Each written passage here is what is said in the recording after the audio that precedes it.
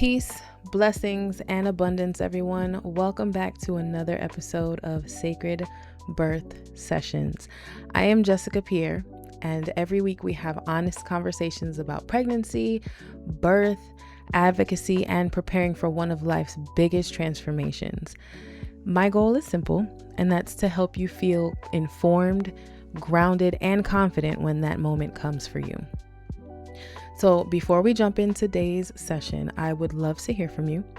And if you have a birth question, a story that you want to share, a topic you'd like me to cover, just send me a listener letter. And you can send that to connect@sacredbirthsessions.com. And who knows, maybe I might feature your letter in a future episode. So take a deep breath, settle in, and let's get into today's session. Have you ever heard someone say, my birth plan went completely out the window? Almost like they failed, or their body failed, or they somehow did birth wrong. As a doula, I hear that phrase all the time. And every time I do, I find myself wanting to change just one word. Because maybe, just maybe, your birth plan didn't fail. Maybe your birth evolved.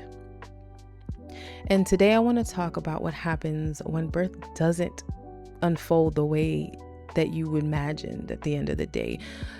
Why that doesn't mean your preparation was wasted.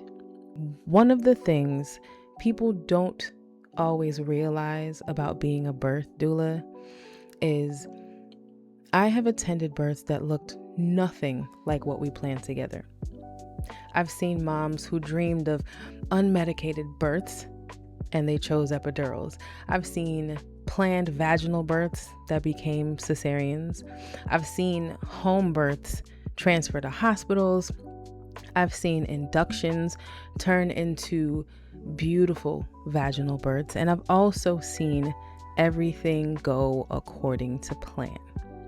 Now, I just came from a birth just 3 days ago where a mom had to go in for what is called an amnio reduction. Now, before this birth, I never even heard that term. But apparently what that is mom goes into the hospital and they have to stick a needle in and just drain out some of the amniotic fluid, and it can work in some cases, and then some cases it could actually break your water and you would just have to have your baby at that time.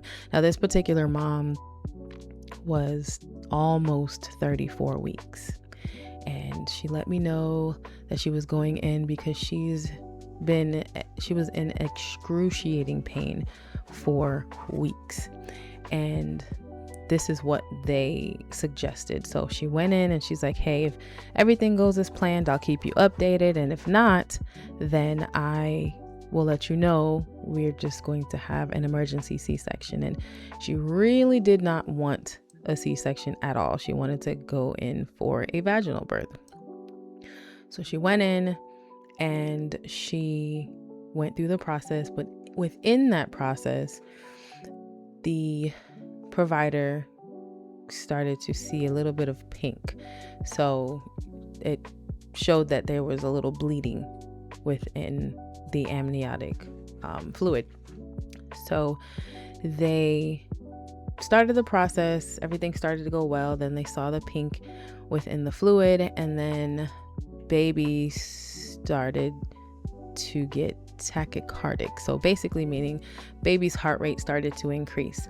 So they decided, hey, we're gonna have to take you back for an emergency C-section. So she ended up having to have her baby super early.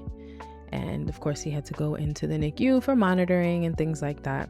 But at the end of the day, baby was fine. Mom was fine.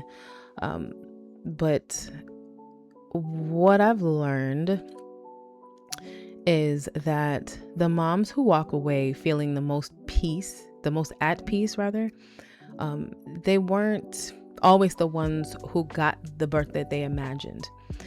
They were essentially the ones who understood what was happening. They asked all the questions. They understood why these things were happening, and they felt included in their decisions that are being made. At the end of the day, preparation isn't about controlling your birth. It's about being able to essentially navigate the unexpected without feeling overall powerless. And I honestly think that somewhere along the way, we've been taught that a birth plan is a checklist. Lights, music, delayed cord clamping, skin to skin, no epidural, no induction, no this, no that. But to me, and I tell this to my moms all the time, a birth plan has never been anything about controlling every detail. It's about communicating your values. It's about knowing your options. It's about helping your birth team understand what matters to you the most. Because when circumstances change, your values usually don't. Maybe your goal wasn't an unmedicated birth. Maybe your real goal was to feel respected. Maybe your goal wasn't avoiding a C-section. Maybe your goal was just understanding why one may become necessary. At the end of the day, those things matter. And I go over all of these things with all of my clients. Being a childbirth educator and a /doula, we go over all of these things. Yes, we go over birth plans.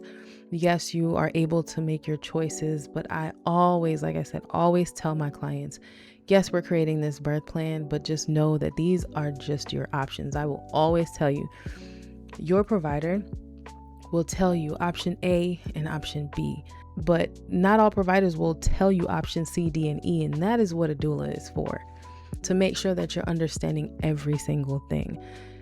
We go over the birth plan, but I also go over different scenarios just in case certain things happen. Like one section of the birth plan says, how would you like to feed your baby? With breast milk, with formula, or with both?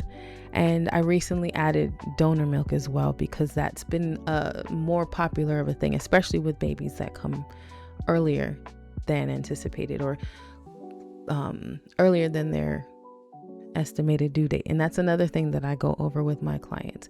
Your due date is an estimation. So if your baby decides that he or she wants to come 6 weeks early, sometimes your milk won't come in right away. Overall, your milk comes in between day 3 and day 5 usually. So if your baby comes even earlier than that estimated due date, it might take a little bit longer for your milk to come in, or, the colostrum and things like that. So make sure you have your options ready. Make sure you're knowledgeable about your options. If you would like to feed baby with formula, what type of formula? There's so many different types of formulas out now. So I always tell my moms to do your research on all formulas just in case. If you want to breastfeed and your milk hasn't come in, have you thought about giving your baby donor milk until your milk comes in? These are some super important things to think about, because in the moment, everything's, all over the place. You might not know which way to go, but if you prepare, I always say awareness is key. Know all of your options. So when you're actually creating your birth plan, please ask yourself these questions. Number 1, what matters most to me? Number 2, what would help me feel safe? And number 3, if plans change, what information will I need before making any decision? Keep these questions in mind. Those answers are often more valuable than a list of preferences, because again, things can and do change, because birth is not predictable. Preparation, on the other hand, can still give you confidence. Okay, so now let's get into the listener letter for the day. All right, I got this email the other day. It says, "Hi, Jessica. I am 30 weeks pregnant and I've been working on my birth plan for weeks. The closer I get to my due date, the more people tell me to throw it away because babies do what they want. Now, I'm wondering if there's even a point. Am I wasting my time creating something that might never happen?" Well, thank you for asking. I actually love this response because the answer is absolutely not.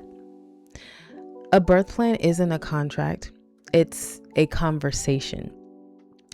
It is an opportunity to think through your situations before you're experiencing everything in real time. It's a way of introducing your care team to you, not just your medical chart. So if your birth unfolds differently, your preparation is still served a purpose at the end of the day. You've practiced asking questions, you've clarified your values, you've thought about possibilities. None of that is wasted. So please remember that. Complete your birth plan. Think about your options.